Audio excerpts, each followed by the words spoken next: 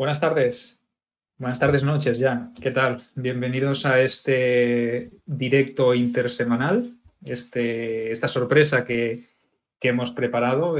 Imagino que ya los que estáis viendo el título ya veréis de qué va el tema, esta incógnita que habíamos o no habíamos querido desvelar hasta el día de hoy. Seguro que muchos de vosotros que sois acérrimos seguidores de Roma, ya os habéis imaginado que hacía referencia a esta gran efeméride, a este gran evento que cambió un poquito el curso o el devenir de la historia de Roma, ¿no? La República es quizá el momento final de la República y el paso a ese proyecto, a ese cambio en las estructuras de Roma. Pasamos de un momento convulso a un momento de corte, donde este episodio del cual vamos a hablar hoy, pues provoca un cambio, ¿no? Provoca una transformación y da paso a un régimen político nuevo, aunque mantiene en cierto modo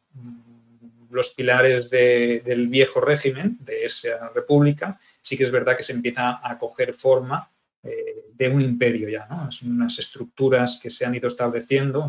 Podríamos decir que Julio César establece los pilares de ese nuevo régimen y su heredero, Cayo Julio César Octaviano Augusto, lo que hará será acabar de la obra, ¿no?, arquitectónica, y lo construye de una manera que quede ya bien afianzado. ¿Qué tal, Ángel? ¿Cómo estás? Pues aquí estamos con este programa especial, 2 de septiembre. Está muy bien porque el 2 de septiembre es el anterior al 3, que es mi cumpleaños. Para ver si es importante. A ver si aguantamos hasta las 12 de la noche y te podemos felicitar. A ver, Sergio, si nos podemos estar hasta mañana tranquilamente, porque este tema da, porque entra todo el triunvirato, todo el acabar con todos aquellos, entre comillas, asesinos del dictador, bueno, asesinos fueron de verdad, ¿no? Pero del dictador César, ¿no? Y cómo viene un nuevo régimen. Yo cuando tú decías que había cambiado la historia de Roma, a mí me ha venido automáticamente ir la del mundo, porque al fin y al cabo en aquella época Roma era el mundo conocido para nosotros, ¿no? Es verdad que hay otras civilizaciones, ¿no? Ahora ha cambiado. Acabó también, por ejemplo, con tú sabes más que yo, ¿no? Pero prácticamente acabó en el Mediterráneo, acabó ya con cualquier herencia de Alejandro, porque acabó con la dinastía ptolomeica, ¿no? Que quedaron ya los partos, prácticamente, ¿no? Y ya poco quedaba también de Alejandro Magno hablo, ¿no? Es una batalla muy importante que, como dices tú, cambió y nos llevó al Principado, y de ahí del Principado me llevó al Imperio. Es espectacular. Bueno, decirle a Ángel o deciros a vosotros que lo que hice ayer fue llamarle a toda prisa por la tarde. El pobre hombre estaba atrapado allí en el tema de los chubascos que hubo por su tierra. Tuvo que pernoctar fuera de casa porque se había quedado incomunicado, y yo encima metiéndole más presión allí, llamándole, diciendo: Ángel, se me acaba de ocurrir una idea brillante, mañana tal, ¿qué te parece si...? Y el pobre hombre, imagino, ya angustiado, pensando: con la que tengo encima, me viene este tipo aquí a comerme, a calentarme más la cabeza. Bueno, yo es que me lanzo un bombo. Yo sabes que soy un legionario romano y sé que hay que atravesar el límite. El enemigo me da igual. Yo voy a por él, ¿no? Pues sí, también, bueno, acepté porque a mí, ya sabes, es que me gusta divulgar. Y sí, estaba aquí con todas estas lluvias, un poquitín, no podía llegar, mi localidad estaba totalmente aislada. Y pues para tranquilidad llamé a mi mujer y dije: mira, yo me quedo en un hotel hoy y así todos descansamos tranquilos, ¿no? Y yo, bueno, hoy está abierto. La verdad es que la zona donde vivo no está nada afectada, pero a 1 kilómetro estaban sacando a la gente en helicóptero, con lo cual ha sido duro. Pero bueno, ahora estamos aquí hablando también de agua, de una batalla, bueno, por tierra y por mar, y en todos los continentes conocidos, en Asia, o sea, es una batalla muy, muy buena, ¿no? Y que bueno, a ti te llama, ¿por qué te llama Actium en especial? Yo lo sé, pero explico solo lo siguiente. Bueno, Actium es la manera o el inicio de la saga de las crónicas de Tuba de Nerva, ¿no? Fue en su momento, allá por el 2014, cuando empecé a escribirla, fue lo primero que me vino a la mente, y sin guión preparado ni nada, pues empecé directamente por ahí, ¿no? Y a partir de ahí fui construyendo toda la historia, toda la saga de novelas, ¿no?, que ya son 4, y por eso Actium para mí representa algo especial, es algo simbólico, ¿no? Y en este 2052 aniversario de la batalla de Actium, hemos tenido a bien organizar este evento y como estamos de celebración y conmemoramos este evento, ¿vale? Esta efeméride, hablando con Ángel le dije, mira, yo he tenido también una idea paralela y es que de hoy hasta el domingo voy a estar haciendo una serie de posts, tanto en Facebook como en Instagram, para explicar un poquito este momento, ¿no? Y lo que voy a hacer también como tributo a los dioses, ¿vale? Es bajar de precio las dos novelas en digital y en papel, ¿vale? La tendríais. Parece que la de papel saldrá por 14,99 y la de digital por 2,99, ¿vale? Durante estos 4 días hasta el domingo. O sea que podéis aprovecharos, si queréis, de esta oferta linkando también en los enlaces que he adjuntado al directo. No, Sergio, no sé cómo sigas así. Al final vas a pagar tú a los lectores para que te lean los libros. No sé. El beneficio. Bueno, importante que te lean, ¿no? Aunque sea pagando, ¿no? Pero ¿qué te va a decir? Que además me siento súper ultra generoso y lo que he decidido es contribuir a la causa para que los dioses me deparen cosas buenas, ¿no? Después de este año, un annus horribilis que me ha tocado pasar, ¿no? Que me ha tocado vivir. Digo, quizá haciendo este tributo y honrando a los dioses, pues quizá me vayan mejor las cosas, ¿no? Y he decidido, pues, que como estamos ya acostumbrados últimamente a hacer sorteos de libros y hacer concursos, etcétera, etcétera, le dije a Ángel, oye, ¿y si sorteamos un ejemplar en papel primera edición, ¿vale? De los que yo tengo antiguos de la primera edición del 2015, ¿vale? Que es una reliquia, y un ejemplar en digital para todos los que sigan el directo y respondan a una pregunta al final del directo, o en diferido, lo podéis contestar en diferido porque hemos acordado que tendréis de margen hasta el día 13 que hagamos el siguiente directo. Ángel, generoso, ¿me he ganado el favor de los dioses? Espero que sí. Si no te lo ganas con esto y el tofu, que últimamente es muy aficionado al tofu, los dioses se están convirtiendo al tofu también. Yo creo que sí, hombre, es especial regalar un libro. Además, el físico seguramente pondrás algo, ¿no?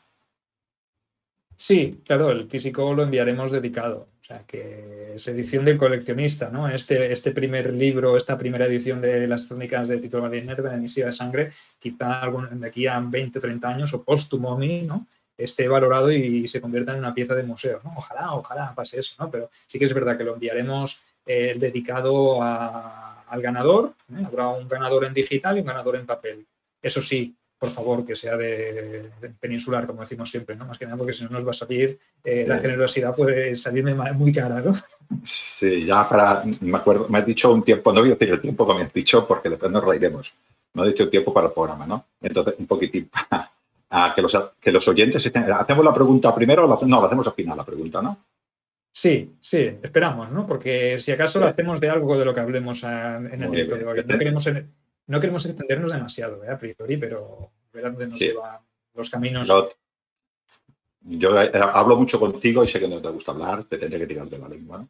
El problema de la batalla de Actium, Sergio, es cuando hablamos de la previa, ¿dónde nos paramos? ¿En el triunvirato, en Módeda, en Filipos? ¿Hasta dónde quieres llegar tú atrás? ¿Con el triunvirato consolidado? ¿Borramos ya al Épido? Bueno, nunca estuvo, pero lo borramos. ¿Hasta dónde más o menos crees tú que influencia esto para llegar hasta? Bueno, podríamos tirar muy atrás, podríamos empezar desde la muerte del mismo Julio César, o sea que podríamos empezar desde el asesinato, porque todos los acontecimientos que se derivan de allí se concadenan unos a otros y todos influyen, ¿no? Realmente hasta llegar a este momento. Lo que pasa es que yo he decidido parar o poner nuestro punto de partida en el momento en el que ya, por ejemplo, el Épido no está, ¿eh?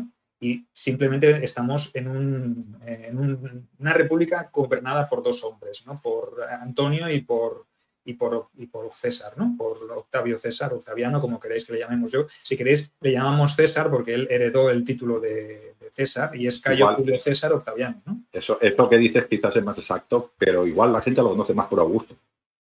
Sí, pero Augusto, como es posterior a Actium, el título de Augusto, sí, no. Ya, pero si queréis le llamamos Augusto ya, ¿no? He dicho que yo creo que lo que tú dices es más preciso, pero igual el público general lo conoce como Augusto, pero bueno, sí. O decimos César Augusto.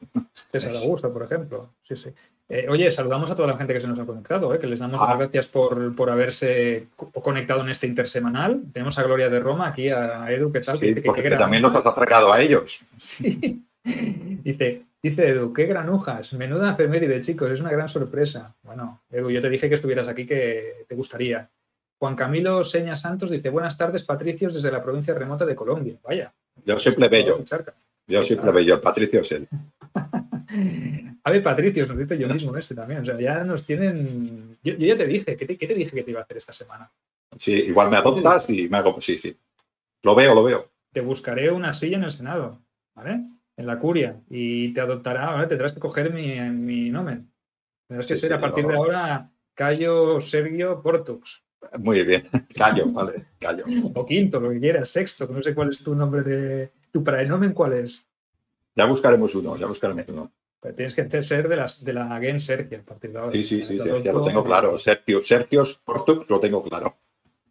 Saludamos a Laia también al test, que está aquí cerca, a J. García, que también nos hace un símbolo de victoria. Josué dice, buenas tardes, muchas gracias por amenizar este tramo final de la semana. Un placer para nosotros. Nos vamos a Facebook y saludamos a Mercedes Rastrojo, que me sonará de algo esta mujer, no sé de qué. Es la domina, la diva, sí, la augusta de mi casa. Dice, hola a todos, hola Mercedes, Mireia, que la tuvimos aquí la semana pasada, voy a decir, ¿no? Pero no hace ni 5 días que estuvo con nosotros. A ella no la atracaste, a ella la avisaste con tiempo. Sí, es verdad. Carlos Alberto Guerrero dice un saludo desde Colombia, un saludo también para Colombia. Nos dice Mercedes que lo que tenemos que hacer es sacrificar tofu a los dioses, que vuelva a tronar, vaya. Sí, está tronando por aquí, sí, pero no pasa nada. Carlos RV, emocionante tema. Laia Altés también por aquí nos saluda. Maribel Bofill, ¿qué tal Maribel? Un saludo. Pedro Álvarez también. Wilmer Valverde, saludos Ángel y Sergio. Saludos desde Trujillo, Perú. Mira, Colombia, Perú, estamos en todas partes. Carlos RV desde Caviclum, desde Málaga. Y Toñi Portillo, que me sonará de algo esta mujer, Toñi. Yo creo es de la que es Portux. Es de la que es Portux también. Bienvenida, Toñi. Un saludo para todos. Sabed que al final del programa os haremos una preguntita muy sencilla y entraréis en el concurso o en el sorteo de un ejemplar en digital y un ejemplar en papel de Misiva de Sangre. Si no queréis esperar, pues sabéis que están rebajados hasta el próximo domingo. Podéis encontrar en Amazon, os hemos dejado los enlaces. ¿Y dónde empezábamos, Ángel? Lo hablábamos antes. ¿Hasta dónde nos tenemos que ir? Pues yo he marcado el año 33 a.C. ¿Por qué? Pues me parece que es un buen momento para empezar el relato, más que nada porque si nos vamos demasiado atrás requeriríamos horas y podría felicitarte tu natalicio. Sí. Bueno, es un buen año. Seguramente nombraremos algo de atrás porque, como dices tú, es muy difícil sacar las cosas de contexto, pero es un buen año, ¿no? Desde el año en lo que dijéramos se complica todo. Si ya había una enemistad entre Marco Antonio y Octavio César Augusto, a partir de aquí ya empieza todo, ¿no? Y todo esto porque creo que Marco Antonio se junta con alguna persona muy especial, ¿no? Se une. Evidentemente, claro, ya había tenido, antes del 33, ya había tenido su contacto, allá por el 41, 40 a.C., después de la batalla de Filipos, lo que hace Antonio es quedarse en Oriente, ¿no? Después de esa victoria, César va hacia Occidente con el marronaco que tiene, porque tiene que organizar todo el tema del asentamiento de veteranos, con todos los problemas que eso le conllevará, que es terrible. Tiene a Sexto Pompeyo también pirateando por el Mediterráneo, ¿vale? Que eso imagino que algo influiría en su popularidad. Porque... Claro, a Lépido también con ganas de grandeza por allí. Claro. Es una situación compleja, ¿no? En ese año 41, y Antonio se desvincula. Tú piensas, ¿no? Te dejo el marrón a ti, es como si tú fueras Antonio y yo fuera César. O al revés, ¿no? Tú fueras César y te fueras a Italia y dijeras, mira, yo aquí comiéndome todo el marrón, con todo el asentamiento de veteranos, tanto míos como de él, ¿no? Porque realmente son de los dos. Y tú, mientras tanto, te vas por ahí a hacer el palangana, ¿no? Te vas a visitar las provincias de Oriente y luego acabas, ¿dónde? ¿Dónde acabas? Y en Egipto. Pero es que esa mujer tendría que ser enorme, preciosa, porque ella se quedó prendada de él, el dictador, ¿no? Nuestro César, ¿no? Nuestro querido Julio. Pues sí, acabó allí y con familia. Es muy duro para un romano esto, ¿eh? Y lo que dices tú, Octavio se sintió, pues eso, abandonado. Y Roma, aparte, has dicho tú lo de los veteranos, pero Roma tuvo que rehacerla entera. Tuvo que poner leyes para que procrearan hijos, porque claro, las guerras civiles habían matado a mucha gente. la economía, lo que dices tú, Pompeyo le tenía, el trigo se lo tenía prácticamente cogido, ¿no? El Mediterráneo, pues, con el pirateo, pues la intendencia era muy complicada, ¿no? Y Marco Antonio, pues está allí con Cleopatra viviendo la vida. Pues se enfadó, normal. Claro, es que encima de tener que lidiar con todas esas, podríamos decir, adversidades, Antonio se dedica a vivir la vida loca con Cleopatra, organiza incluso su campaña en Oriente contra los partos, pero no es capaz de ir tampoco él a dirigirla, ¿no? Se le cede el mando a sus legados y permite que... Te voy a atracar yo ahora, igual que dices tú en las preguntas. Marco Antonio, cuando hizo esa campaña contra los partos, ¿la hizo por Roma o la hizo por él? Yo pienso que quería fama, ¿no? Quería gloria, quería riquezas, ¿no? Quería convertirse en alguien más poderoso que César, ¿no? Y cuando César se estaba comiendo el marrón, pero se estaba engrandeciendo gracias a su gestión, Antonio necesitaba igualarse a él, ¿no? Porque cada vez se distanciaba más de Roma, pienso yo. No sé si tú lo ves así. Yo veo yo creo que Marco Antonio sí que quiere grandeza, pero creo que se la quiere quedar para él. Porque estaba dividido el imperio, ¿no? En Oriente. Yo no tengo noticia de que esa campaña fuera permitida por el Senado muy controlado por Octavio, ¿no? O sea, que él fue un poquitín a su aire. Claro, no vamos a poder saber nunca si hubiera ido bien, que no fue bien, qué hubiera pasado, ¿no? Pero a mí me sospecha que él ya tenía un poquitín de idea. Una de las cosas que que César le decía era que él quería tener un reinado allí, ¿no? Y yo creo que esto es parte de esto también. O sea, se está helenizando un poco, ¿no? Se está orientalizando un poco. Entonces, cuando César posteriormente le acusa de eso, de orientalizarse, quizá no iba mal encaminado, ¿no? Sí que hay un poco de propaganda, evidentemente. Siempre la va a haber, ¿no? No vamos a engañarnos, pero sí que es verdad que sus motivos tenía César Augusto pues para sospechar de que Antonio no estaba haciendo su trabajo. Y además, si tienes presente que él organiza o empieza a organizar esta campaña en el 41-40, pero no acaba de entrar hasta el año 36, y del 40 al 36 los partos llegan hasta Antioquía con Quinto Labieno, Quinto Labieno, ojo, el hijo de Tito Labieno, de un ex general de César, de uno de el último, podríamos decir, superviviente de los partos, para conquistar territorios romanos y acabar con los dictadores para él, que son, o los dueños de la república, que en este caso son Antonio, César y Lépido, ¿no? Sí, entonces, es complicado, ¿no? Sí, yo lo que dices tú, él estaba en Roma con sus problemas y él estaba pues en Alejandría pues con su nuevo amor, ¿no? Una de las cosas que corría por Roma, acuérdate, Sergio, era que decía que una de las mujeres de Marco Antonio, una tal Fulvia, decía que tenía mucho carácter, ¿no? Era una dómina muy fuerte, ¿no? Y claro, la manera de insultar a un hombre en Roma era decir que no era viril, que la mujer lo controlaba, ¿no? Y decían que Cleopatra se comportaba así, o sea, Marco Antonio se comportaba así que Cleopatra, quizás porque Fulvia ya lo había domesticado. Era una de las cosas que decía Octavio allí en Roma, ya se había domesticado, ¿no? Esto a nosotros nos hace un poco de gracia, pero allí, en una sociedad en la que el padre de familia tenía mucho poder, es un insulto muy importante. Lo que decía Marco Antonio, en contrapartida, estoy hablando ahora de Lola, de Lola de la época de Suetonio, para que nos entendamos. Lo que decía Marco Antonio era que Octavio había conseguido ser heredero porque se acostaba con Julio César. Esto eran las dos, lo que se decían allí. Quiere decir que llegaba a este tipo, de lo que dices tú, la campaña política, al insulto personal, porque uno iba en contra del otro. No, y aparte, tú ten en cuenta que Fulvia, ya lo has dicho tú, una mujer de armas tomar, fue la que retó a César Augusto con la guerra perusina, que se encerró en Perusia, que fue haciendo una campaña de difamación contra César Augusto, le culpaba del tema del bloqueo y de la falta de trigo. Eso obligó a Antonio a tener que volver hacia Roma. Tuvo que decidir, ¿voy a Oriente o voy a Roma? Uy, el marrón que tengo en Roma, como mi hermano y mi mujer me van a meter en un marrón, o a lo mejor ya lo había orquestado así él también, quién sabe. La cuestión es que Antonio vuelve a Roma, ¿vale? Se entrevista con César Augusto, pone fin y solución al tema de la guerra perusina, y a cambio, ¿qué pasa? ¿Qué le ofrece Octavio Augusto a César Augusto? Le ofrece a Antonio para sellar ese pacto, ese triunvirato, ¿no? Porque lo sigue... Como siempre, las mujeres son arma política, ¿no? y le ofrece pues a Octavia, ¿no? Una dómina para esto, como se hacía antes, ¿no? Pues le ofrece a Octavia. Tenemos que tener en cuenta que le ofrece a Octavia, fíjate bien, ¿no? Pero él no está enamorado de Octavia. Él sigue pensando en Cleopatra, ¿no? Pero se tiene que divorciar de Fulvia.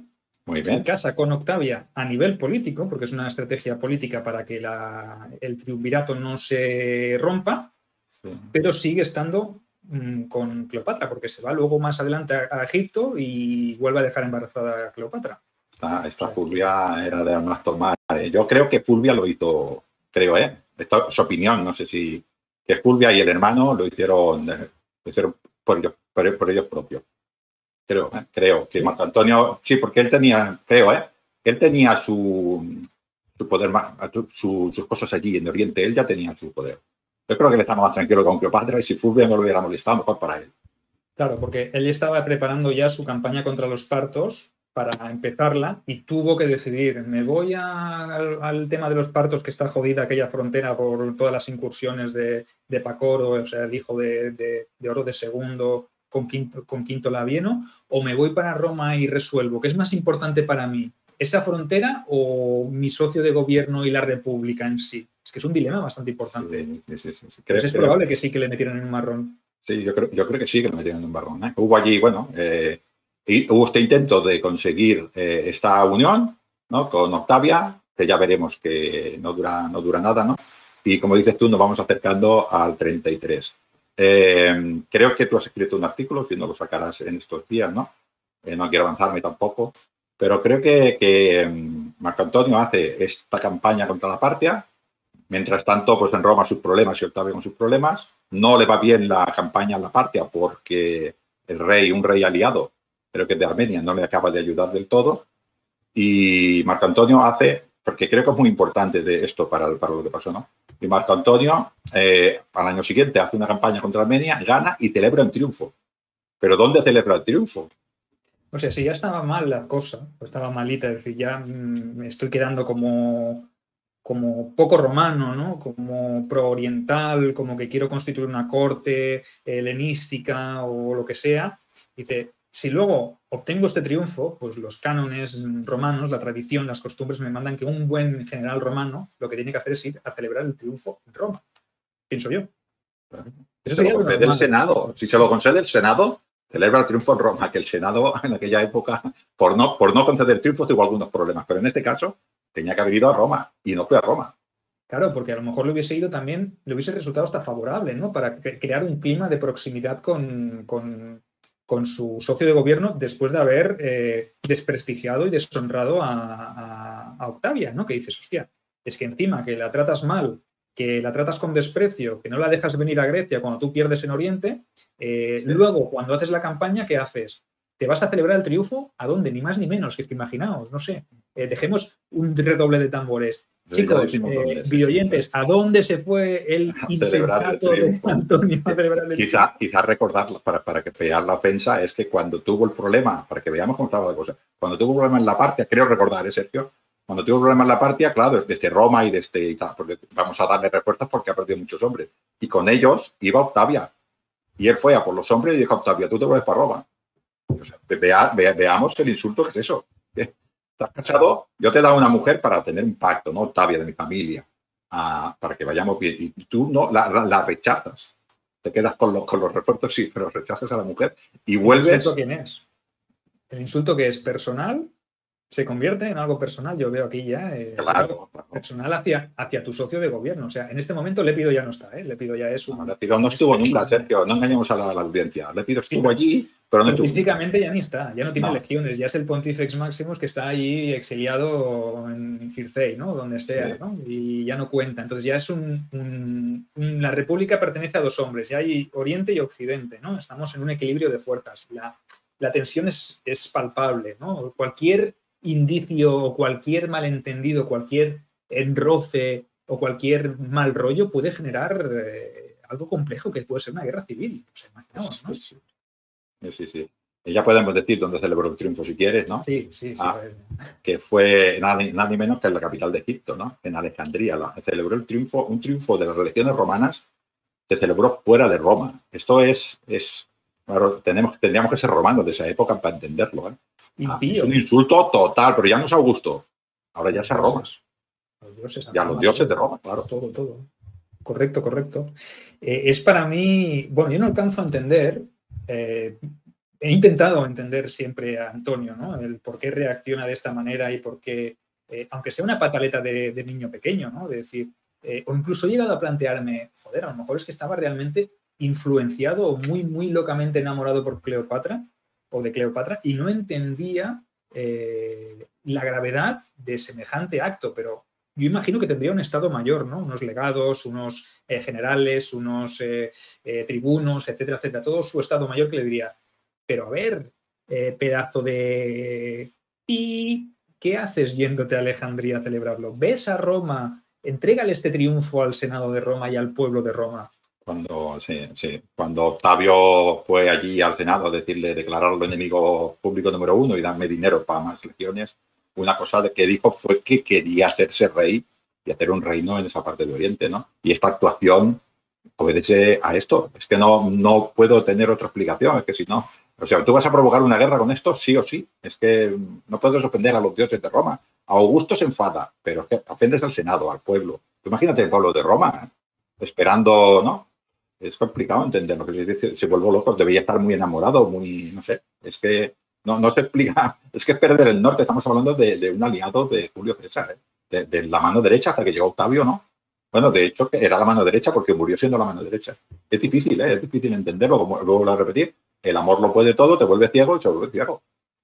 Pero es que, claro, pero es que eso le da lo que le da a César Augusto, le da el casus belli, o por lo menos le da una motivación pues, para encender y poner a toda máquina esa propaganda de la que sabemos ya que fue un gran entendido, un gran experto, tanto él como su círculo cercano, y oye, y le estás dando más motivos para que toda la ciudadanía, sobre todo de la capital, de Roma, de Italia, de las provincias occidentales, piense que ese tipo cada vez es menos romano. Sí. Además, esto, yendo un poquitín solo atrás, no mucho, Sergio, como tú indicas o indicarás en algún artículo de estos tuyos, Roma venía de haber tenido unas guerras muy importantes, ¿no? Con Filipos y Módena, bueno, mucha guerra, ¿no? Y de golpe parecía que había una tranquilidad, se había hecho el triunvirato, Roma volvió otra vez a sonreír, se volvieron a rehacer los templos, quiero decir que era... Y de golpe, como estas cosas, ¡pum!, de golpe nos encontramos con una ofensa como esta, ¿no? Ni que decir tiene que cuando pasa esto de Marco Antonio y ya se ve en Roma que va a haber guerra, se produce otra vez lo que se produce en todas las guerras, fracciones de una banda que van hacia un lado y facciones de otra banda que van hacia el otro lado. Este es el desastre de las guerras, ¿no?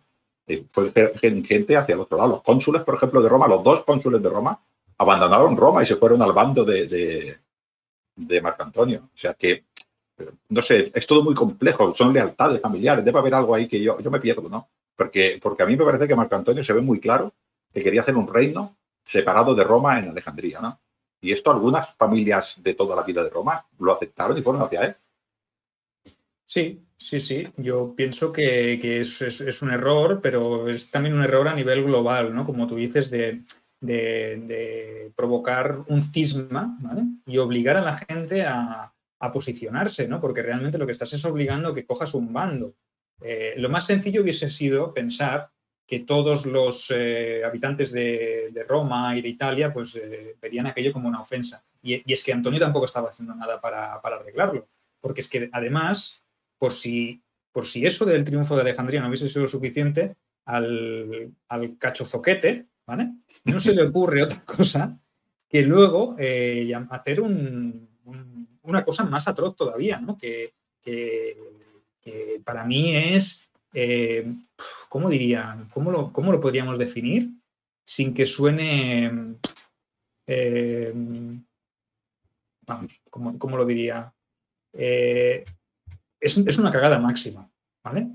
Porque se decide a hacer pública un documento en el cual reconoce que hace cogobernante de Egipto a Cesarión y que a sus hijos, a los hijos que ha tenido él con Cleopatra, les otorga en herencia provincias orientales pertenecientes a la República. Entonces, cuando uno no puede ser más tonto, siempre te puede sorprender. Claro, es que, vuelvo a repetir, Cesarión era hijo, en teoría se supone que era hijo de Julio César con Cleopatra. O sea, era hijo de verdad, porque él era adoptado, él era familiar en directo, ¿no? Y a este le vas a dar la herencia de la parte oriental. Es que, yo no sé, como dices tú, tonto, es que no lo entiendo. O tenía muy claro. O Cleopatra le estaba incitando, porque ¿qué buscaba Cleopatra en todo esto? Realmente el origen de todo esto hay que buscarlo en que Cleopatra, desde la muerte de César, había quedado relegada. O sea, con César vivo, Cleopatra tenía al heredero sanguíneo de César. Eso es una pieza muy importante, ¿no? Entonces, con la desaparición de César, Cleopatra sale del tablero, porque a Roma no le interesa a Cleopatra, no la ve como una igual y nunca verá a Cesarión como igual. Pero Antonio sí que puede ser el elemento que introduzca a Cesarión dentro de Roma y a sus hijos, ¿no? Entonces, yo creo que está provocando el casus belli el Marco Antonio porque quiere hacerlo, porque si hubiera puesto a su hijo, al hijo de Marco Antonio, la situación no hubiera sido lo misma. Es que ha puesto al hijo de César, que es el único que le puede hacer sombra a César Augusto. Es que hay que entenderlo así, o sea, es lo que me dices tú, o igual no estaba loco, sino que él ya tenía claro que quería la guerra y la provocaba así para que hacer al otro reaccionar. Aquí nos dice Robert Lamata, dice, Antonio se consideraba mejor general y con mayores posibilidades de ganar la guerra. Entonces, es posible lo que tú dices, ¿no? Que él... Más que Octavio seguro. Sí. Pero Octavio no era tonto, sabía que se unía. Y dice yo mismo Egipto cambia a la gente. Alejandro, después de su visita, se creyó un dios. Egipto o Cleopatra también, ¿no? Que es lo que decimos, ¿no? Y Marco Antonio se creyó de verdad, sabía que era el mejor general después de Filipos, ¿vale? Después de ver cómo César Augusto había huido, ¿no? Igual, la gente no lo sabe, pero lo de César Augusto en Filipos es de pena. Porque estaba Marco Antonio, si no lo matan. O sea, es así. Pero bueno, esto fue allí en Filipos. La gente cambia, las personas se rodean de otras personas importantes, ¿no? Y sí, igual de lo que piensas tú. Él pensaba que tenía tropas también muy experimentadas que venían de César, quiero decir que tenía un buen ejército. Tenía más riqueza probablemente que Octavio, y él igual se creía superior y estaba provocando la guerra. Es bastante plausible. Tenemos las dos posibilidades, ¿no? La posibilidad de que era un iluso y se le había ido la pinza y realmente se había orientalizado, y otra que realmente puede defender la teoría de que la provocó, ¿vale? Que no lo hizo siendo tonto, sino que era inteligente, era consciente de que era superior, o por lo menos se pensaba que era muy superior con sus legiones veteranas de Oriente, y dijo, fíjate, con lo que tengo, yo me como aquí y me convierto en el dueño de la República. Quizás. Es que no vamos a decir que era un zoquete, a lo mejor no era tan zoquete como he dicho yo, ¿no? No, bueno, claro, las decisiones de las personas se toman condicionadas con donde están, ¿no? Igual también la Cleopatra dijo, yo tengo no sé qué, tienes trigo asegurado, tienes logística, tienes, ¿no? Y pues además las legiones que tengo la comida, pues al hombre se le subieron los humos, ¿no? Y bueno, pues se pasó un poco de frenada. No sé, también es verdad que las batallas se ganan y se pierden a veces por cosas raras, ¿no? Y bueno, sí. Una batalla de Acción es una batalla un poco atípica, ¿no? Bueno, con estas donaciones de Alejandría, ¿vale? Ya celebradas, pues evidentemente la amenaza ya no es contra César, sino que ya es contra los intereses de la República, ¿no? Entonces, ya ahí sí que la propaganda de César se cubrió de gloria, ¿no? Ya que en ese momento sí que él se presenta como el defensor de los valores y las tradiciones, ¿no? Podemos decir que aquí en este momento es cuando César Augusto defiende que vela por la República y que él vive con su esposa romana, ¿vale? Mientras que Antonio lo que está haciendo es vivir con una bárbara y está perdiendo cualquier pequeño rastro de romanidad que le pueda quedar. Esto es lo que estoy diciendo yo. Quizás Octavio sí que estaba cambiando Roma de república a principado y después imperio, ¿no? Este paso de principado para llegar al imperio, pero no dejaba de ser Roma, las costumbres de Roma eran las mismas, la manera de que se relacionaba la gente era la misma, estaban cambiando, digamos, las estructuras políticas, ¿no? pero todo lo demás no cambiaba. Lo que pensaba un romano más o menos seguía siendo lo mismo. Y sin embargo, en Marco Antonio, lo que dices tú, se orientalizó. Empezaba ya a ver normal pues estar con una reina, poner herederos de esta manera, ¿no? Al saltarse todo el sistema consular de este... Aquí va a venir un procónsul, no, directamente voy a poner a uno de mis hijos. Claro, desde Roma... Dinastía, ¿no? Es como una dinastía. Claro, sí. Desde Roma ya Marco Antonio ya empezaba a no ser romano. Y los romanos que no querían ni odiaban eran los reyes, precisamente. Vamos. Ya, como dijimos con el libro de la semana pasada, los brutos matan tiranos. El enemigo público de los optimates y de los populares eran los tiranos, los reyes. Esto lo tenían claro. Eran todos republicanos, optimates populares, pero todos odiaban a los reyes. Esto está clarísimo. Bueno, y luego lo que hace Marco Antonio es contraatacar, ¿no? Y decir que, tú, César Augusto, te acuestas con otras mujeres. Y dice, sí, yo me acuesto, pero con mujeres romanas, no con mujeres bárbaras, ¿no? Entonces, quedas aún peor, ¿no? Como diciendo, oye, rebota y tu culo explota, ¿no? Que dice, sí, Suetonio no estaba en esa época, porque creo que es posterior, porque en esa época se hubiera disfrutado. Sí.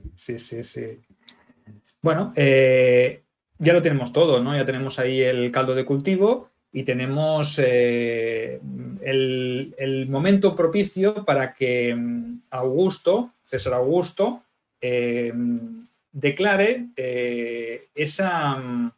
¿cómo le diríamos? Sí, ese edicto o ese acuerdo al cual le llama Conjuriatio Italiae et Provinciarum, ¿vale? Que es un edicto que él expone delante del Senado, por el cual pide el apoyo de todas las ciudades itálicas en esta guerra, o en esto que se va a convertir en una guerra tarde o temprano. Pero aquí es donde me surge la siguiente duda, Ángel, que a ver si la podemos resolver entre los dos o si nuestros videoyentes también nos ayudan, y es, hay fuentes que hablan de que César Augusto declara la guerra a Egipto, a Cleopatra. Otros dicen que no, que la declara a Antonio.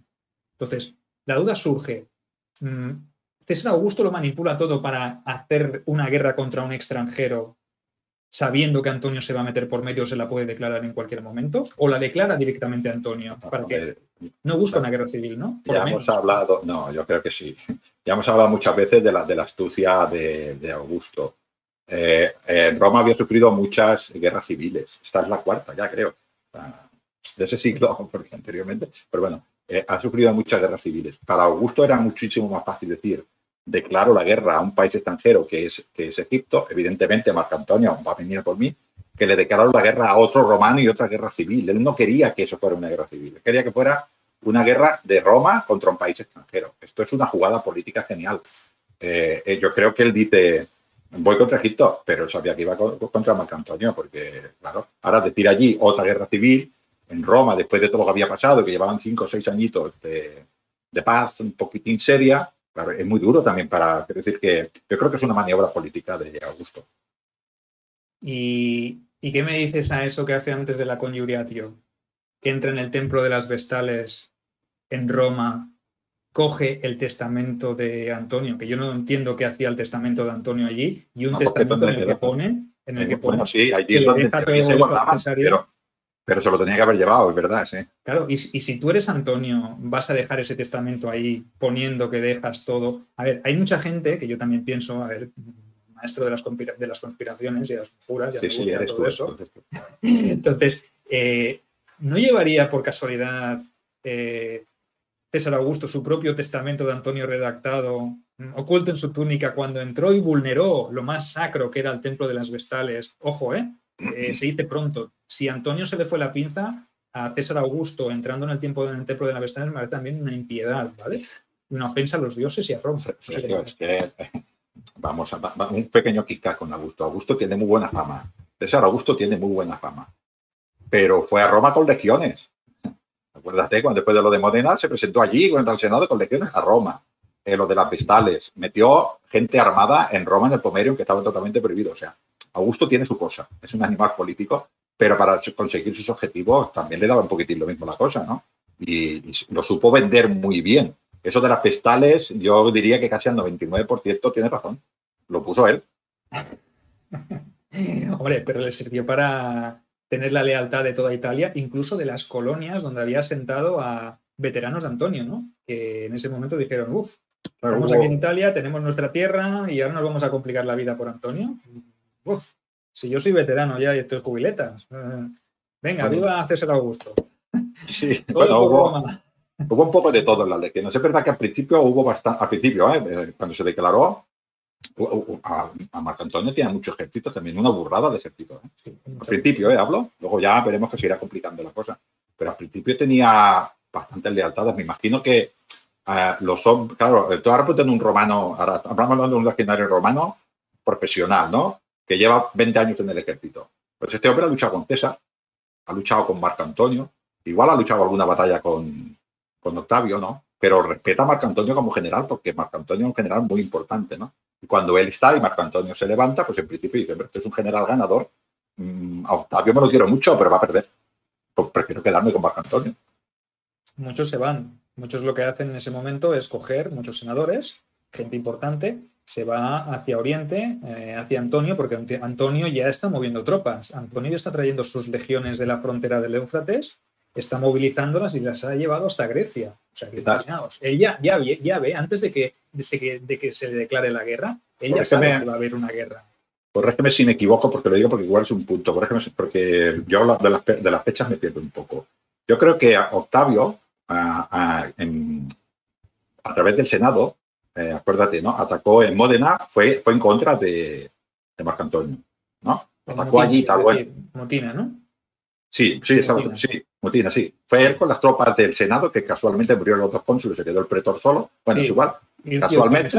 Ircio y Pansa, correcto. Sí. Y él es cuando vuelve hacia Roma y se declara y le dan el consulado, el primer consulado. Sí, muy bien. Pero luego Marco Antonio se organiza con Lépido y tal y traiciona al Senado y se va con Marco Antonio y hace el triunvirato. Sí, correcto, sí. O sea que esta operación también está ahí, como los soldados como diciendo, bueno, esta final se va a pasar de bando. Es decir, que todas estas cosas que nosotros parecen que son circunstancias, en aquel momento dice, pero la última vez que tuvo problemas con Marco Antonio ¿qué hizo Octavio? Abandonó al Senado. Pues ahora igual lo abandona también.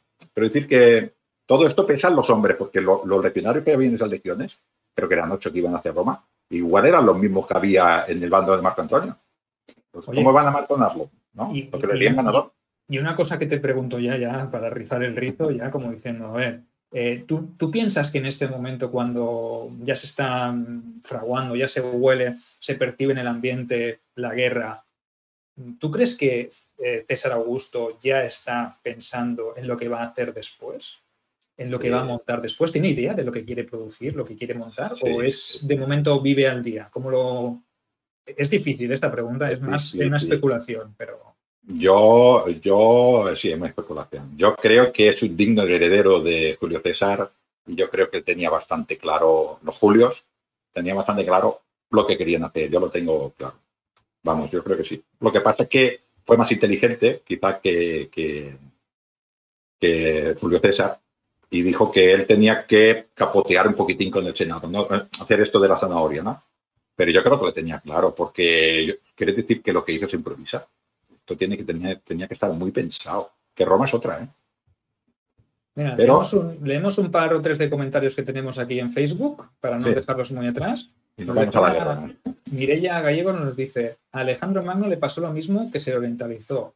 Creo que el endiosamiento se debe a dos factores. La no dependencia de las decisiones de un órgano como el Senado, que Marco Antonio veía como inútil y hostil, y por otro lado la sensación de que él es el heredero legítimo de César.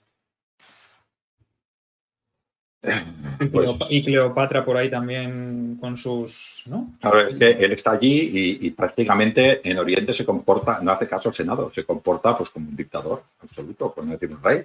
Sí, al final, al final te creces. Él decidió ir a la Partia porque quiso, él decidió ir a Armenia a castigar al rey de Armenia porque quiso, y bueno, y movía las tropas como quería. Yo no creo que tuvieran muy en cuenta el Senado en aquella época, claro, eso fue minando en Roma. Sí. Y nos dice Maribel, dice, Cleopatra era muy inteligente, se llevó a Antonio a un crucero por el Nilo. ¿Y qué pasa cuando ves un anochecer por el Nilo?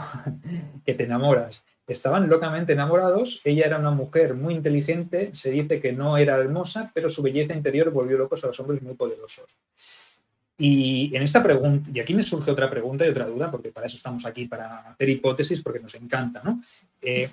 ¿Por qué escogió Cleopatra a Antonio y no escogió a César Augusto? Porque podría haberse ido con él, podría haber aprovechado ese... ¿Lo tenía claro ella? Yo creo que igual lo intentó, pero Octavio no, porque creo que cuando durante la César, me lo confirmarás tú, pero creo que con la muerte de César, ella estaba allí, en Italia, en Roma, y permaneció allí un tiempo, ¿no? Correcto. Y se ve que nadie le hizo caso.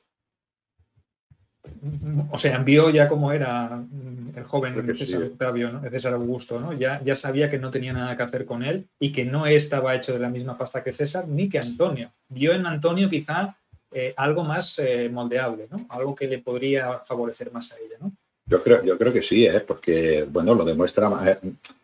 Augusto cambió Roma. Yo ya no sé si cambió Roma Augusta por Augusto, porque él quería cambiarla o porque vio, esto es siempre, eso de hipótesis, ¿no? Porque vio que las estructuras de la República estaban muertas, o sea, llevaban ya prácticamente desde los Gracos, que allí no funcionaba nada, el tribuno de la plebe, el Senado peleados, generales, bueno, hombres de familias importantes siempre matándose unos a los otros, ¿no? Y él hizo ese cambio, pero él era romano y él quería una domina romana y tener una descendencia romana, ¿no? No nos equivoquemos, ¿no? No hizo la misma Roma anterior, pero hizo una Roma. Y Cleopatra era una reina extranjera. Es que ni se le ocurriría a Octavio. Igual a María Aurelia diría que bonita, o para una noche, pero para vivir con ella no. Oye, y esto lo dijo muy bien Mireia en su libro, lo define, cuando dice Augusto, o el joven Octaviano, cuando muere y asesina a César y llega a Italia, a Roma, y se reúne con Servilia en el libro, le dice, ¿no? Dice, es que yo soy, o ella se lo dice a él, es como César, pero más inteligente y sabe cuáles son los errores que ha cometido César, y él no los va a cometer, ¿vale? Esa es la ventaja que tiene César Augusto, ¿no? Que no va a cometer los errores, y ve que quizá Cleopatra en la vida de César ha sido uno de esos errores. Y él no está dispuesto a pasar por ahí si quiere organizar ese nuevo régimen, ¿no? Porque quizá ya lo está viendo. Quizá en el 42, en el 44 cuando llega a Italia, no. Pero en este año 33 yo creo que ya tiene bien claro qué es lo que tiene que modificar él o cambiar, porque Roma está muerta, bueno, Roma, la República ya está muerta, y porque es necesaria esta transformación, ¿no? Y nos dice aquí David Ciscar, dice, Augusto era un animal político y en el amor y en la guerra vale todo. Eso lo sabía perfectamente y como decíais en el otro directo del domingo, él no pensaba correr los riesgos de su tío, precisamente lo que acabamos de comentar. Dice, además jugaba con una ventaja, creo yo, todo el mundo lo menospreciaba. Por lo tanto, como nadie creía lo que era capaz de hacer, nadie vio todas sus jugadas. Sí que es cierto que lo vemos desde la perspectiva de que conocemos toda su vida, conocemos cómo acabó todo y podemos, tal como quizá lo menospreciaban sus contemporáneos, nosotros lo sobrevaloremos. Pero está claro que era un genio político. Me parece... Claro, me parece un razonamiento ¿dónde va este niño? Cicerón cuando lo vio llegar, ¿a dónde va este niño? Marco Antonio, digo, bueno, era heredero, pero ¿a dónde va? A ti te voy a controlar, ¿no? Pues no, se los comió a todos, con patatas además. Es enorme. Sí, lo vemos desde este punto de vista. Por eso te digo que a veces cuando uno ve que Marco Antonio tenía tanto ejército, pues alguno de esos hombres, pues igual tenía la lealtad dividida, pero entre la lealtad dividida voy con este que va a ganar. Correcto. Nos dicen por YouTube, Robert Lamata dice, en Roma el juego sucio en la clase dirigente era el deporte rey, que no habremos perdido, que nos habremos perdido de estas intrigas, ¿vale? Lógico también, toda la razón. Dice Centurión Dorión, hola fratres, dice, ¿qué pensáis que hubiera hecho Antonio de haber ganado él la guerra civil? ¿Principado o no?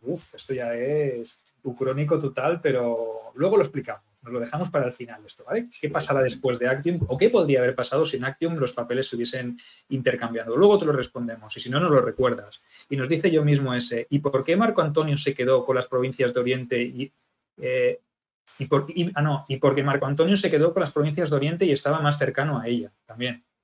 También es posible, en cuanto a que optó Cleopatra por Marco Antonio porque lo tendría más a mano también, ¿no? Que al otro, imagino. Sería más... No, pues porque era otro carácter de Marco Antonio. Es verdad que Marco Antonio es bastante fácil que vaya a Alejandría, porque Alejandría es un puerto muy importante y de ahí salen muchos barcos y puedes controlar rápidamente esa zona del Mediterráneo, pero eso es una cosa y otra cosa es con que te vas a la cama. Claro, y despreciar a Octavia. Bueno, no sé, igual a esta mujer tenía... Claro, no podemos opinar las artes que tenía esta mujer y cómo lo sedujo, ¿no? Pero yo creo que con Octavio, si se hubieran cambiado los términos, Octavio no cae en esto. En mi opinión, porque es otro tipo de romano. Se hubiera llevado a su mujer y ya está. Vale. Hubiera tenido su mujer romana, creo, pues, avanzamos un poquito más porque no nos queremos entretener demasiado, porque ya estamos divagando y todavía no nos hemos metido en el meollo de la cuestión. Y es que, si os parece, pues nos vamos a Actium, ¿no? Nos vamos a ese año 32, un poquito antes, donde se declara la guerra formalmente, ya sea a Egipto o sea a Antonio. Somos más de la opinión de que se le declara la guerra a Egipto porque es un enemigo extranjero, una potencia extranjera y no es una guerra civil. Se puede maquillar mejor, ¿no? Sí, pero son sinónimos. Sí. Para él eran sinónimos, pero sí. Correcto. Entonces, en ese año 32, Antonio ya tiene sus legiones en Occidente, o sea, las ha llevado hasta Grecia, las tiene acantonadas en la zona de Ambracia, en la parte occidental de Grecia, y lo que hace César Augusto, es llevarse a sus legiones, las embarca y hace una operación anfibia, ¿no? Podemos decir, tiene tropas navales al mando de Agripa, como no, el gran Agripa, y tropas terrestres que él desembarca sus tropas en la zona del Epiro, ¿vale? ¿Y qué hace? Pues va bajando por tierra y avanza por mar. Y lo que hace es simplemente bloquear el Golfo de Ambracia y deja a las tropas de Antonio, el ejército de Antonio, la armada de Antonio, los deja ahí metidos en un cubículo, ¿no? Los deja ahí como hacinados. Es muy importante esto de las flotas, Sergio, un poquitín para comentar por el tema de la logística. Si Marco Antonio quería atacar Italia, necesitaba flota para pasar todos sus hombres. Si César Augusto quería atacar, pues tenía que hacer lo contrario. Pero además, estamos con todo el tema de la logística, de la intendencia. Y para eso, o el que hubiera ganado la batalla naval se hubiera quedado con el pastel, porque el otro se hubiera quedado sin suministro. Y por eso esta batalla naval es tan importante, porque si no, dices, mira, van por tierra y ya está. Y ya se los cortan. Porque claro, aquí, como nos pregunta, nos dice un oyente, nos dice Wilmer Valverde, dice que Marco Agripa es el cerebro de la operación y la batalla naval de Actium. Sí, correcto. Pero no solo de la batalla naval de Actium, sino de la batalla naval y la batalla terrestre. Claro, porque allí hay un bloqueo, lo que hacen es, vamos rápidamente, cortamos sus vías de suministro y no dejamos ni que se pueda habituallar por tierra ni por mar. Entonces, ¿qué provoca eso? Un bloqueo terrestre por parte de César Augusto y otro naval por parte de Agripa. Es una operación de pinza. Claro, esto que hablas, que lo decimos así de sopetón, esto es lo que gana la batalla realmente. Luego los hombres se enfrentan, pero al final Marco Antonio tiene que actuar de una manera determinada porque Agripa, el gran Agripa, es consciente de decir, bueno, ahí hay muchos hombres, va a ser muy difícil aquí, pues vamos a intentar atacar objetivos secundarios que no parecen tan importantes, pero al final lo que dices tú, estranguló a Marco Antonio. Y Marco Antonio se quedó con una disyuntiva al final. No tengo, ¿no? ¿Qué hago? Disyuntiva de cómo, y si no como y no actúo, ¿qué pasa? Mis hombres desertan, mis hombres enferman, mis hombres se van. Y no solo se van mis legionarios, sino que se van todos aquellos senadores que habían venido a mí, que me habían visto como el garante y el ganador y el vencedor, y ahora están dándose cuenta que realmente todo cambia. Estamos hablando que todavía no estamos en la batalla, estamos en la Guerra Fría anterior a la batalla. Ya tenemos los enemigos allá, pero estamos, no solamente dice, se fueron, Sergio. Se fueron. Muchos senadores volvieron a Roma pidiendo disculpas a Augusto y muchos hombres fueron a Octavio seguramente por decir, nos vas a matar, nos vamos a morir de hambre, preferimos pasarnos a tu bando. Esto pasó antes de empezar la batalla. Parece ser que las fuerzas que tenía Marco Antonio eran superiores a las de Augusto y en experiencia más o menos tampoco tenía mucho que perder, pero esto que hizo el gran Agripa, por eso, igual que uno era un monstruo militar, Agripa, el otro es un monstruo político, ¿no? Pero este monstruo militar dijo, bueno, sin hacer todavía la batalla naval importante, ganó prácticamente o forzó lo que quería Octavio, que era un enfrentamiento a lo bestia. Y eso pasó el día 2 de septiembre del año 31, el que estamos conmemorando hoy, ¿vale? Hace 2052 años, a esta hora ya imagino que se habría acabado la batalla. Tampoco que fuera bueno, quedaría algún barquito de Marco Antonio muriéndose todavía, pero sí. Correcto, pero sí que es verdad que Antonio se ve obligado o da la orden a su armada de salir del puerto, porque había sufrido algunas derrotas por tierra, de menor importancia, pero estaban minando también la moral de...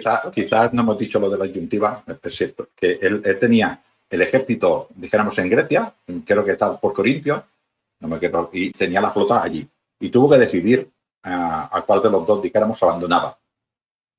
Y decidió ir a los barcos y la mitad del ejército. Con lo cual, que parte del ejército de Marco Antonio, como mínimo, no lo abandonó porque, Sergio, estarás de acuerdo conmigo, que es una decisión táctica militar. Tengo que abrir el bloqueo para conseguir, pero esos hombres igual sí que se sintieron abandonados, ¿no? Y él tomó toda a la flota y intentar escapar de lo que estás explicando ahora, ¿no? Hombre, de si le hubiese salido bien a él la batalla naval, sus hombres no se hubiesen pasado de bando y hubiesen dicho, hostia, qué gran general tenemos, ¿no? Pero el problema es ese, ¿no? Que esa necesidad o ese empuje quizá esa precipitación le hizo tomar una decisión incorrecta a la hora de plantear la batalla naval, que también Agripa se lo comió, ¿vale? Sí, lo forzó Sabía bastante. Bueno, que el otro tenía necesidades, ¿no? Claro, si gana Marco Antonio esa batalla, pues hubiera sido otra cosa, pero claro, la táctica ahora la vemos incorrecta porque no ganó la batalla. Pero también pienso yo, a ver, Marco Antonio ve que en la primera fase de la batalla naval se presentan las dos escuadras, ¿vale? La de Agripa, que está compuesta por tres, una ala, otra ala y el centro que dirige él, les cierra, ¿no? En el Golfo, los otros están obligados a salir. Sí. Pero lo que hace Agripa es huir, ¿no? Con el centro, hace que gire y dé la vuelta y se vaya. ¿Antonio lo vio tan claro como para salir detrás y caer en esa trampa? Bueno, ¿Fue tan sencillo o fue más complicado de lo que se nos ha pintado? Yo pienso que no fue tan sencillo, ¿no? Pero... yo he leído varias versiones de la batalla, ¿no? Parece ser que Agripa se movió, se retiró Agripa para engañar. Yo he leído que a Marco Antonio, al contrario de lo que dicen las costumbres, las velas las tenía puestas en sus tirrenes, ¿no? Y la Cleopatra también.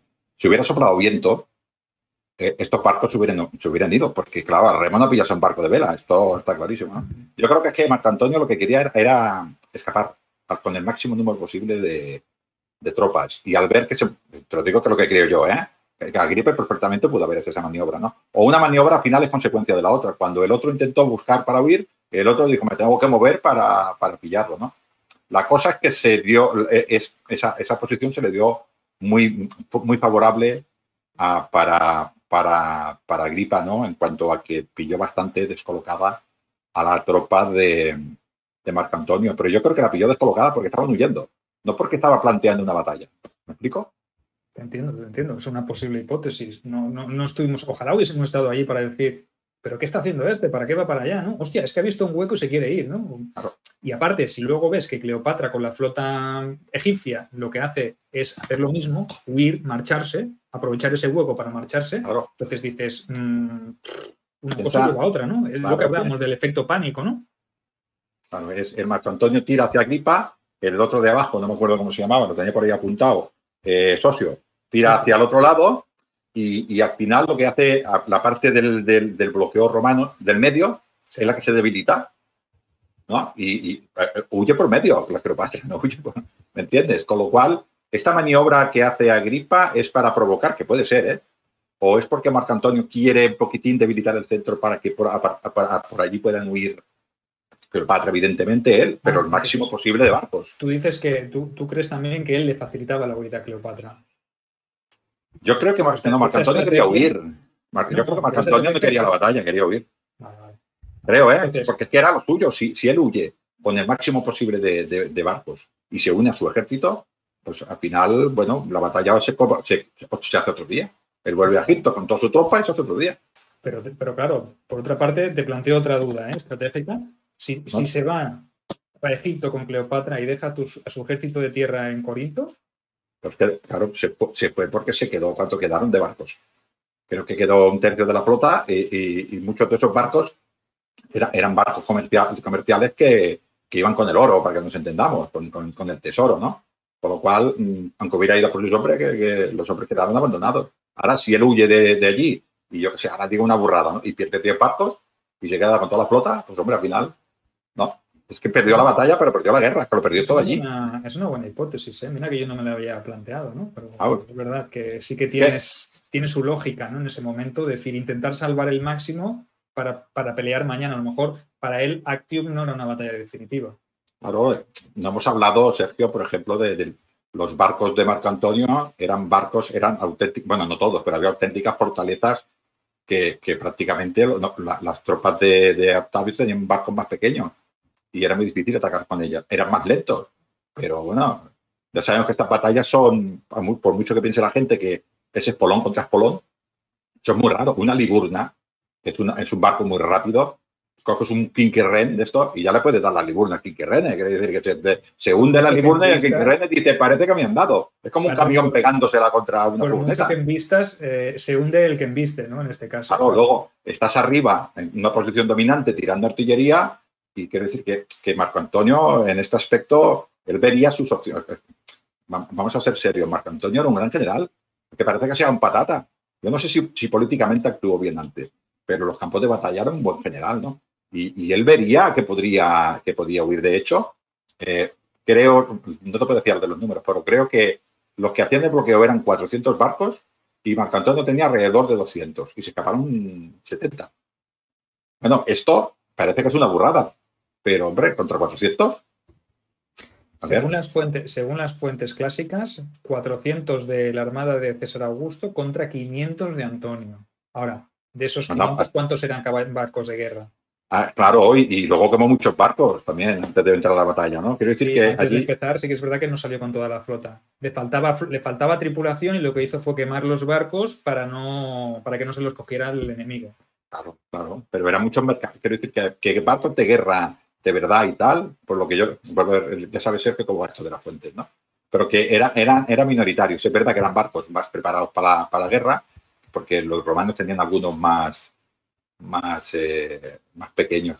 También es cierto que nosotros pensamos que la Armada, todo lo que tenía eran tirrenes o quinquerrenes, ¿no? Hacían falta liburnas, hacían falta barcos pequeños rápidos para ver lo que tenía el enemigo, que no te pillen, hacían falta barcos con poco calado para ir cerca de la costa. Quiero decir que la Armada no eran 400 tirrenes. ¿Cuántos tirrenes había? ¿Cuántas liburnas había? ¿Cuántos barcos de tropas había? Cuando se enfrentó una banda contra la otra banda, ¿cuántos había en cada lado? La batalla no la cuentan someramente gente que no son militares y al final pues tú tienes que hacerte un poco una idea, ¿no? Yo creo que Marco Antonio quería huir. Y a lo mejor te la cuenta un militar que quería darle gloria a esa victoria, ¿no? Convertirla en un emblema, ¿no? Que es lo que luego pasaría, ¿no? Que se convirtió a Actium como en una gran batalla, en una gran victoria, en una gran estrategia ideada por César Augusto con Agripa y a lo mejor fue un poquito más azar, chorra, ¿vale? Suerte o una mala decisión en un momento determinado del enemigo, lo que les convirtió a ellos en los flamantes vencedores de algo. Yo tengo una pregunta, es un poquitín. En una batalla naval de aquella época, lo primero que hacían los capitanes era desmontar los mástiles y quitar las velas, porque las velas se van a incendiar y te van a quemar el barco, porque al final las batallas casi siempre es proyectil contra proyectil, intento de abordaje. Esto es, sí. Cuando una flota sale con muchos barcos calada con la vela preparada por si hay viento irse, pues hombre, igual que quieren irse. ¿No? Si viene el viento me voy. 10 minipuntos. No, pero ya me parece bien planteado. Bueno, ya llevamos más de una hora, pero bueno, vamos a seguir un poquito porque no queremos entretenernos demasiado en el aspecto táctico y estratégico. Ya hemos planteado aquí varias teorías que me parecen totalmente correctas y que sí que es verdad que se tendría que revisar porque nos estamos basando en unas fuentes partidistas seguramente de los vencedores, ¿no? Siempre pasa lo mismo. ¿Quién escribió de Marco Antonio? ¿Quién escribió esa batalla? Nadie. Ni el dato. Si hubiese ganado Marco Antonio y lo hubiese planteado de otra manera, seguramente tendríamos otro planteamiento, otra explicación de la batalla de Actium, ¿no? Sí, yo creo que la batalla de Actium se perdió, como has dicho tú al principio del todo, en las escaramuzas previas de estrangulamiento de los suministros a Octavio y después, a Marco Antonio, y luego que ahí perdió la flota. Y al perder la flota, pues, ¿cómo mueves toda esa? Porque ¿cuánto ejército tendría? Que tenía 28 legiones, una burrada de legiones, igual que Octavio, ¿no? Pero Octavio tenía la flota y podía suministrar y a los otros no. Y esto es muy importante de entenderlo. ¿Y qué pasa cuando huye? Porque Antonio huye también con Cleopatra y deja ahí a sus hombres. ¿Qué pasa con esos veteranos, con esos soldados, con esos barcos que se capturan con tripulación? los que no se hunden, que son los menos, ¿vale? Las fuentes también nos hablan de unas cifras estratosféricas, nos hablan de 6.000 a 12.000 muertos por parte de la flota de Antonio y 2.500 solo por la parte de César Augusto. Tampoco me parece muy lógico, ¿no? Siempre hablamos de lo mismo, ¿no? Del desfase de las fuentes, ¿no? No vas a decir que te ha costado la victoria a ti el triple de bajas que la del vencido, ¿no? Entonces, en este aspecto, pues lo de siempre, ¿no? En el libro este de las legiones de batallas, de las legiones romanas, de la editorial Signifer, no me acuerdo ahora el autor, dice que son 5.000 hombres los que murieron por parte de Marco Antonio, pero que perdió, 130 barcos.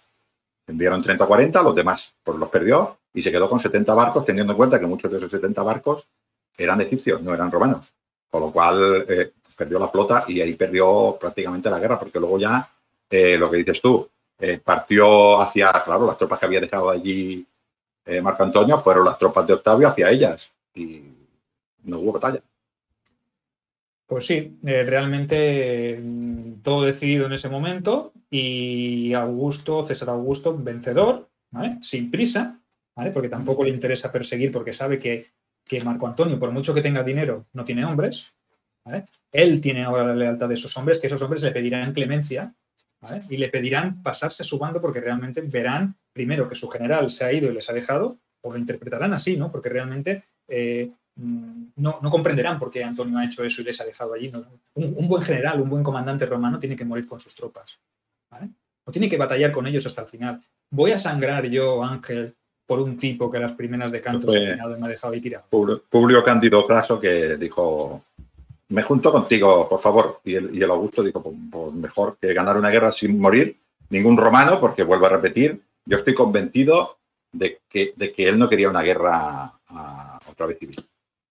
Tuvo que hacerla porque no le quedó más remedio, pero yo creo que él no quería, De ahí ese perdón, ¿no? Hacia los que se habían pasado de bando y esa...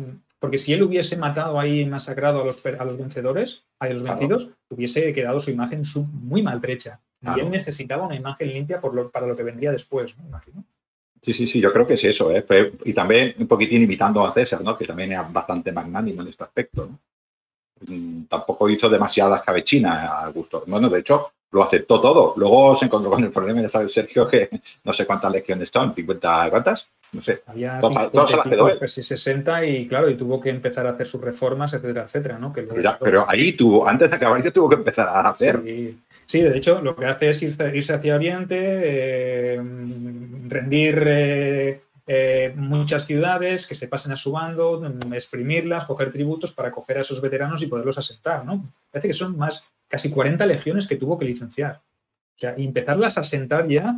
Se quedó con 30. Habría expropiaciones, imagino, también, ¿no? Como las de antaño, como las que hicieron ya en su tiempo después de las batallas con los veteranos de Módena. Sí, muy igual. O estos hombres estaban cansados de luchar, de guerras, porque tú imagínate que, yo qué sé, la mitad de ellos dicen que no quieren, que quieren, que es un problemón por eso decimos que a nivel político sería que los licenció y los colocó allí. Hay una teoría también, ya sabes que yo soy mucho de teoría, que Marco Antonio tenía sus legiones que venían de César muy profesionales, pero cogió muchísimas otras legiones de fuera de la zona de Italia, de Oriente. Y estos hombres que licenció ya eran de Oriente, con lo cual a Octavio le resultó algo más fácil colocarlos allí. Porque yo creo que un itálico que le dice que le va a la tierra en Siria, igual dice, bueno... pero también le fue bien entonces, ¿no? Le fue bien tener esas legiones orientales porque las pudo licenciar en Oriente. Es una opinión mía, Porque Marco Antonio tuvo que... todas las tropas muchísimas tuvo que cogerlas de allí. Claro. Bueno, pues con eso y sin prisa, él se dedicó a hacer esas cosas, a restablecer la armada, a licenciar tropas, etcétera. Y luego, con el paso del tiempo y con la calma, se fue para Egipto, ¿no? Tardó un año, por lo menos. Sí, ¿no? Sin prisa. Y eso, pues, lo que hizo, pues, imagino, poner más nervioso a Antonio y a Cleopatra, ¿no? Y Cleopatra diría, ¿qué hago yo ahora, no? Estoy aquí con un perdedor, y el que va a venir, ese es peligroso. Entonces pensó, ¿qué hago? Pues negociar, ¿no? Y ella ya empezó a negociar con César Augusto e intentó protegerse a ella y a sus hijos. Ahora te pregunto yo, muy bien, a protegerse a ella y a sus hijos, y dejó ya a Marco Antonio, pues dijo, te quiero mucho, pero eres un perdedor. Pues no sé si lo dejó del todo, no lo abandonaría del todo, pero sí que vería como a César Augusto como el futuro, ¿vale? Entonces, al que tenía ahí al lado ya no lo vio como algo de lo cual pudiera sacar provecho como había pasado hasta antes. Ya no, digamos que ya no era el valedor de sus hijos y de su futuro. Entonces tenía que buscarse otra vía de perpetuación, ¿no? Entonces lo que hace es pactar con Augusto sin que Antonio lo sepa. Pero Antonio, claro, evidentemente al final se acaba tirando encima de su espada, que yo pienso que es lo más honorable que hizo en los últimos años de su vida, ¿no? En ese momento lo más romano que hizo, ¿no? Sí, lo más romano sí, lo más romano sí. Bueno, dice por ahí Suetonio, porque siempre digo lo mismo, que es que le llegó el rumor de que la reina se había suicidado y él dijo, pues yo también me quito la vida. No lo sé. Quizá yo creo que es más la desesperación. Dijo, no hay nada que hacer, me ha abandonado mi reina, me ha abandonado mi mujer, me ha abandonado la madre de mis hijos, porque creo que tenía 3 o 4 hijos con Cleopatra, y va a venir de una manera despiadada y, como dices tú, salió lo poco romano que le quedaba ya en aquella época y se quitó de en medio. Se quita la vida, Augusto llega a Egipto, sin prisa tampoco en Egipto, la otra quiere negociar con él, Cleopatra quiere negociar con él, y él le dice, vale, ya no.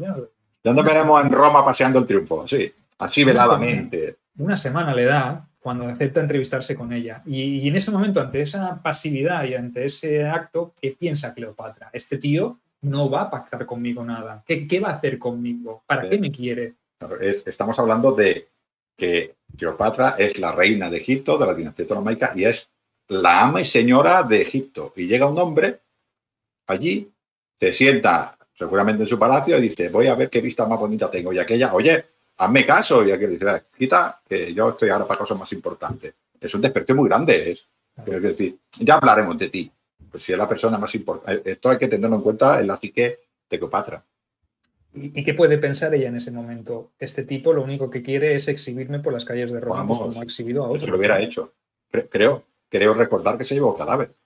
Sí, luego lo exhibiría el cadáver. O lo hubiera exhibido viva. Y se hubiera, vamos, hombre, hubiera humillado lo mejor que hubiera podido. Hubiese preferido exhibirla viva, pero bueno, vamos. Pensó, hostia, pues bueno, ya que estamos, ya que la tengo, pues me llevo todos los tesoros, las riquezas, la provincia, o Egipto pasa a ser provincia, que ya veremos más adelante, imperial, no senatorial.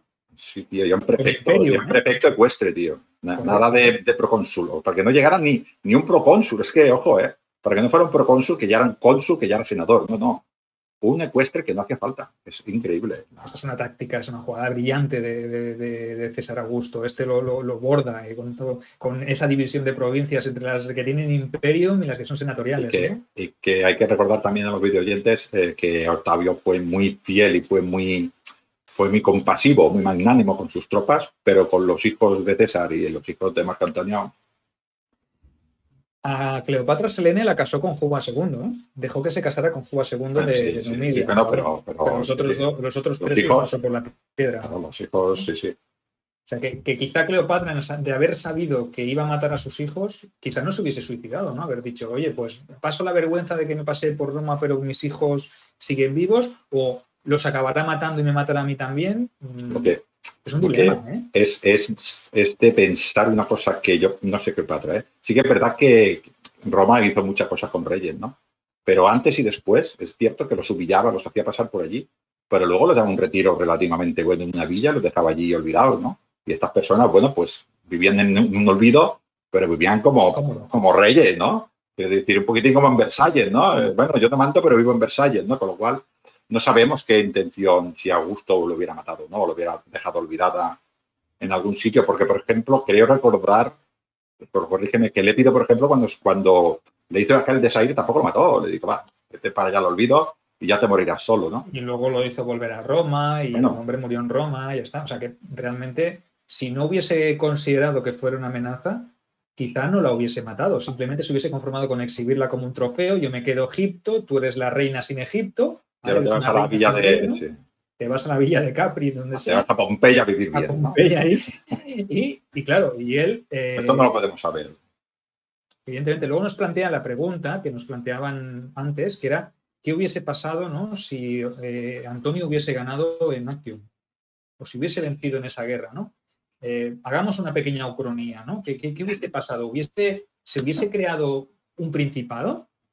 ¿O Antonio hubiese seguido los ideales de la República, hubiese convertido todo en una monarquía helenística, Roma hubiese pasado a ser provincia de Egipto, imagínate, ¿no? Es complicado, hostia, Roma, provincia de Egipto, duele y todo, tío. Sí, es que claro, pero imagínate, ¿no? Con esa mentalidad que ya tenía Antonio en esos últimos años. Yo creo que hubiera ido a Roma. Como dices, es una uranía, ¿no? Yo creo que hubiera ido a Roma. No sé si hubiera salido el Principado con Marco Antonio, hubiera salido después. Marco Antonio no era magnánimo como Octavio. Yo creo que hubiera hecho una escabechina, no hubiera quedado nadie, ¿eh? Y hubiéramos estado otra vez con guerra. Las reformas políticas que hizo Augusto, yo no se las veo a Marco Antonio, ¿eh? Porque él era un militar como Agripa, era un militar y su vida era el ejército, y él lo veía todo como enemigo, amigo, enemigo, y con tácticas militares. Y Augusto era otro tipo de animal. Hostia, es muy complicada esta pregunta. Yo creo que si hubiera el Principado, la República hubiera caído más tarde, pero creo que Marco Antonio no hubiera hecho el Principado. Creo, pero en mi opinión. Tampoco sucedieron así las cosas, o sea, que tampoco nos tenemos que preocupar. Ya sabemos lo que ocurrió, tenemos ese privilegio de poderlo ver desde la distancia, desde la comodidad de nuestras casas. Ahora, es romántico, Sergio, que para decir que es más romántico pensar que Marco Antonio, dolido porque su mujer la madre de sus hijos se había suicidado, hombre, ¿no? Su esposa, pues se mató también, ¿no? Creo que esto es más romántico, ¿no? Creo. Sí. Es igual de duro porque al final se muere, pero ¿no? Bueno, entonces Actium es para nosotros pues el punto de inflexión, ¿no? Ahora con esto se empieza una era nueva, ¿no? César Augusto con 33 años, tío, dueño de la República, sin enemigos, con la Pax Romana, ya no hay enemigos. O sea, los enemigos son externos, los habrá más adelante, ¿no? Los cántabros en Panonia, en Germania, lo que sea. Pero dentro de Roma es la primera vez ahora que hay una Pax Romana, hay una tranquilidad, sí, bajo su tutela, ¿no? Porque ahora sí que podemos decir que hay una tutela de César Augusto.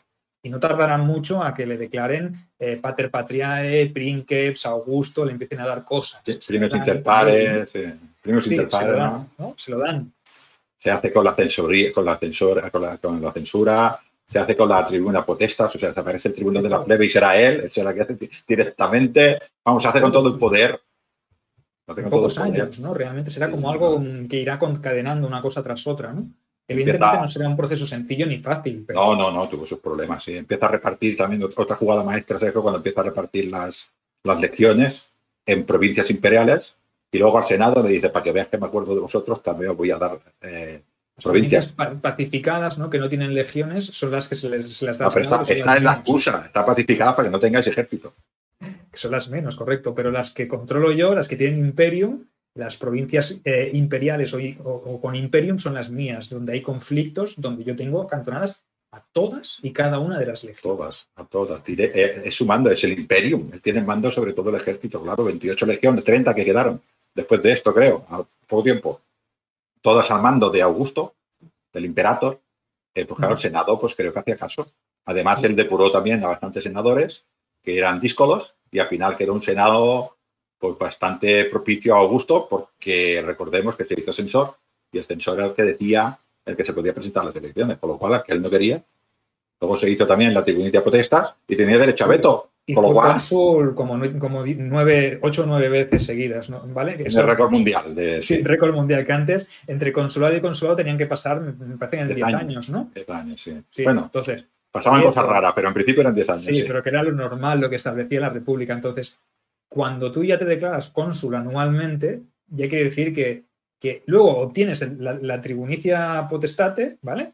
Y ya tú luego dices, bueno, venga, yo ya me he aburrido de ser cónsul, os lo dejo a vosotros pues para que haya un poquito de vidilla. Pero me quedo con la tribunicia potesta, por si acaso. Yo me quedo con la tribunicia y con el Imperium, el Imperium Maius, ¿no? Le ofrecen hasta el Imperium Maius, ¿no? Para que decir, tienes el poder total, eres como un procónsul. O sea, estás procónsul vitalicio, ¿no? Cuando llamas dictador, ¿no? Cuando llamas dictador.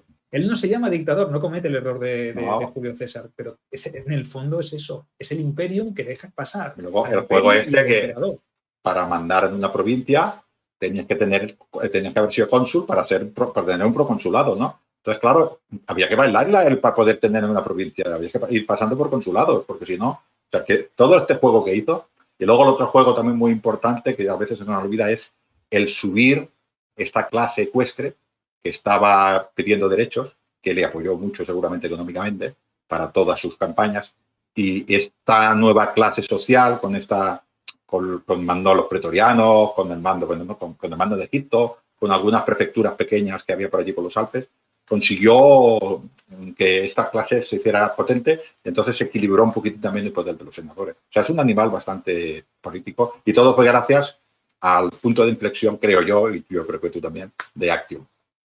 Entonces, nosotros vemos Actium como una efeméride, pero quizá no le habíais dado vosotros tanta relevancia como podéis darle ahora después de escucharnos. Quizá nosotros somos unos exagerados, porque ya sabéis que yo soy fanboy de Augusto, ¿no?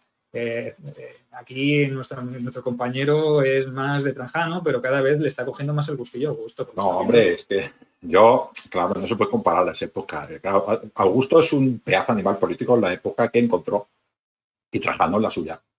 Ahora, ¿cuál es mejor? Pues es que ¿quién es mejor, Pelé o Messi?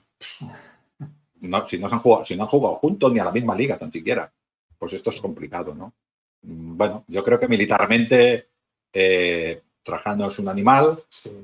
También fue un gran gestor del imperio. También intentó aplicar justicia. Bueno, pero Augusto se encontró con otro panorama. Y que Augusto creó un imperio, ¿no? Augusto, a partir de ahí, pues el principado que derivó de un imperio. Lo llamamos Princeps porque realmente no es un imperio todavía. Él nunca se llamó a sí mismo no, imperio. Tampoco lo era. Él fue el Princeps, el Primus Inter Pares, el Pater Patriae, el Augusto, todo. Es después sus sucesores los que adquieren el título de Augusto, ¿no? En su honor, y de Imperator, y etcétera, etcétera. Pero sí que es verdad que esto se le podía llamar como el inicio del imperio. Claro, ¿no? Es como... Augusto no es un emperador como lo era, ya que hablas tú del otro libro, Justiniano. Es que no tiene nada que ver la forma de gobierno de uno del otro.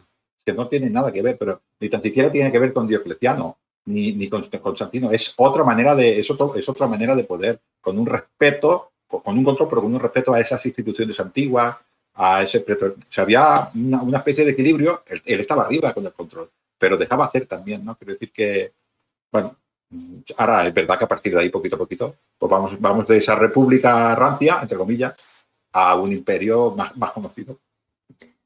Bueno, esperamos que os haya gustado esta disertación que hemos hecho, este directo improvisado e intersemanal, ¿vale? Nosotros nos hemos pasado pipa, como siempre, lo hemos disfrutado muchísimo, es súper improvisado, apenas hemos tenido tiempo de hablar. Es que Ángel y yo no hemos hablado del tema. No, o sea, a mí me llamaste ayer, de hecho empezaste con un mensaje, bueno, me llamaste, yo no te puedo coger porque estaba todo esto.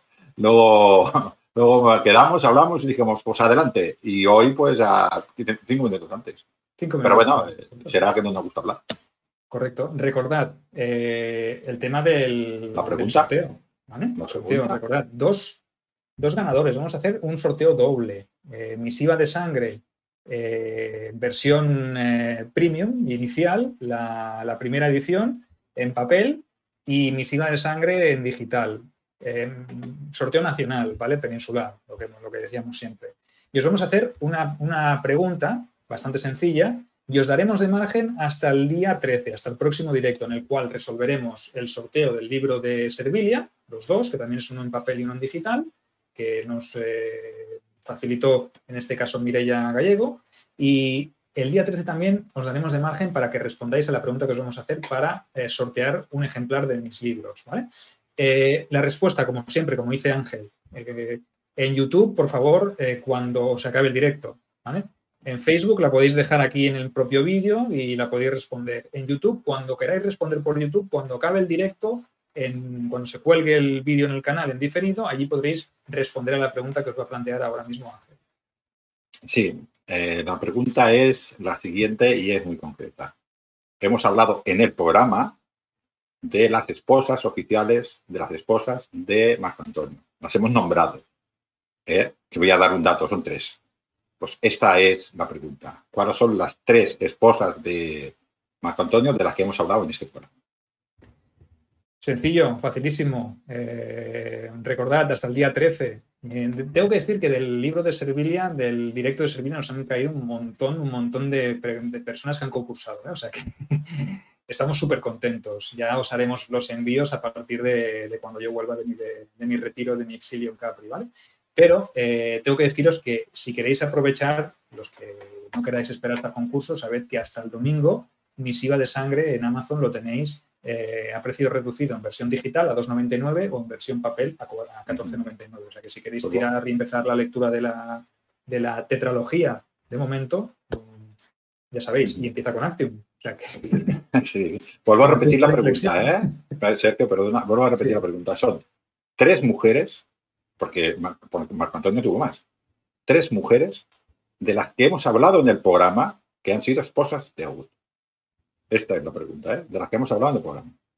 Me sabe muy mal y a todos los oyentes que no sois de Península de España, pues no podremos enviar porque nos saldrían por muchos denarios. Entonces, siempre que hacemos estos sorteos son a nivel peninsular por un problema de gastos de envío, ¿vale? Lo haremos con el de Servilia, lo hicimos con el de Paco Álvarez, que por cierto ya se puso en contacto conmigo José Merchán, que fue el ganador, ¿vale? Ya hablé con él. Nos felicitó, me dijo que te transmitiera también las felicitaciones, Ángel, por los programas que hacemos, que disfruta muchísimo, y ya le dije que cuando regresara le enviaremos el libro de Paco Álvarez, de Romanos de aquí, ¿vale? Entonces, el día que vuelva yo, el 14 o el 13 me parece, que es lunes, ya empezaré pues con los envíos de Paco Álvarez y los dos aquí, ¿vale? Porque Mireia me dijo que ya dedicaría el ejemplar al ganador y se lo enviaría directamente. O sea que más fácil no lo podéis tener.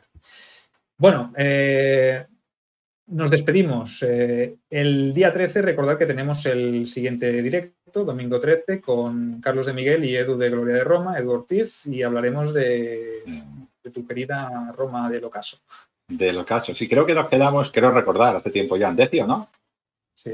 Y vamos a tirar. Bajamos hasta Filippo l'Árabe, hicimos hasta Filippo l'Árabe. Bueno, es igual, de donde nos quedamos, ya lo revisaré, y seguiremos avanzando. Hasta donde lleguemos. Sí, la última vez creo que avanzamos 4 o 5 años, con lo cual es increíble.